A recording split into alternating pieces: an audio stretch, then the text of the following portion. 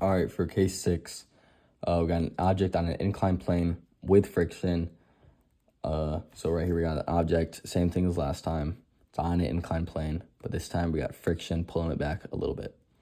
Looking at the free body diagram, we've got force of gravity, which has to be separated into 2 parts because of the inclined plane. So we have force of gravity X and force of gravity Y.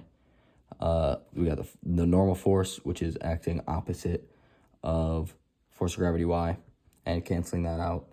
And we have force of friction, which is pulling it back against the force of gravity X. Some things that should be considered. Normal force can be written as force of gravity Y, because those are equal because they're canceling each other out, and force of gravity Y can be written as mass times gravity times cosine of 30. So the normal force is equal to that, and force of friction is written as the coefficient of friction times the normal force. And since the normal force equals this, the force of friction is equal to coefficient of friction times mass times gravity times cosine of 30. And the coefficient of friction on this plane is 0.1. All right, and then step 2. Step 2, some things we can analyze. The acceleration is negative. It's going down the inclined plane. And also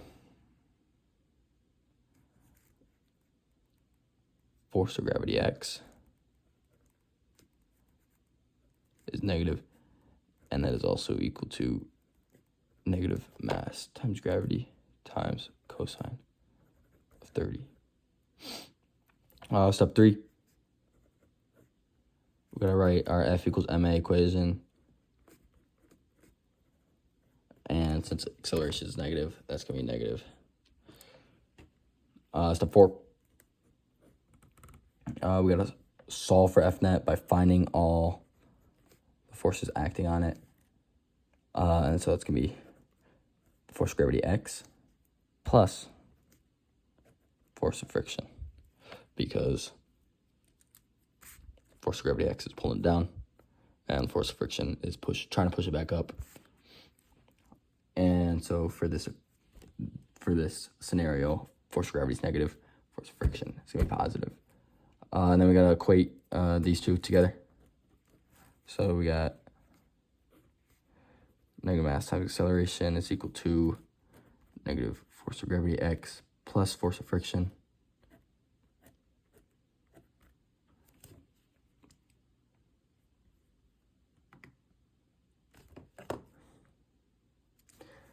Step 6, we got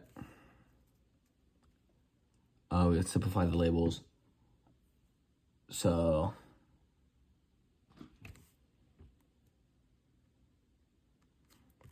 this can be written as, the force of gravity can be written as mass times gravity times sine of 30.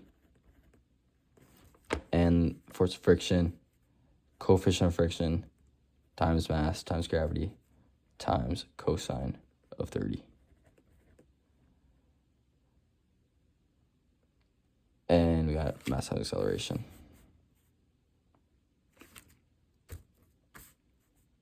And then we multiplied both sides by -1, just so we got positive over here, and then we got these switched up.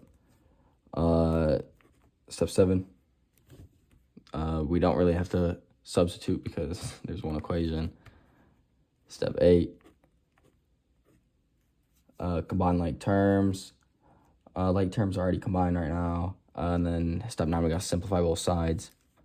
So we're going to factor out m over here, and we're going to factor out the m's over here. We're actually going to factor out mass and gravity over here. So we have m times a is equal to mass times gravity times sine of 30 minus coefficient of friction.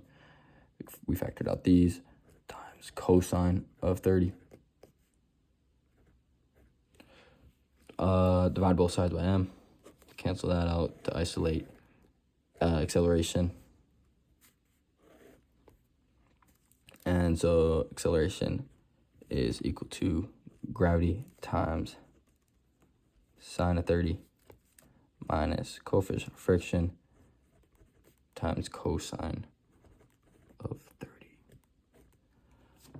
And since we know all these variables, we know what cosine of 30 is, we know what the coefficient of friction is, we know what gravity is, we can, for step 10, we can actually equate what acceleration will be.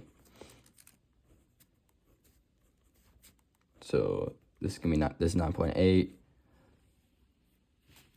Sine of 30 is 0.5. And then 0.1 times cosine of 30, which is 0.866 in decimal form. And then this all done out is equal to 4.05 meters per second. And so that is going to be our acceleration for this scenario.